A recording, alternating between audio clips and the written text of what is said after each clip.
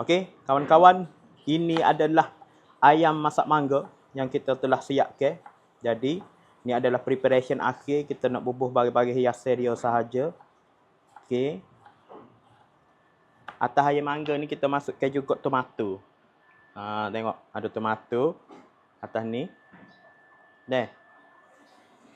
Lepas tu kita ada daun sup. Daun bawang. Belah atas. Lepas tu kita masukkan sekali bawang putih goreng.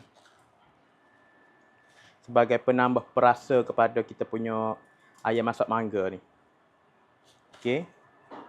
Jadi, ayam masak mangga ni antara menu yang awak kena cuba. Awak kena cuba benda ni. Tapi kalau mari lewat tak ada. Teh. Lokasi dia nasi kukus Umira Kota Baru Kelantan. Mari tu, saya tunggu. Deh.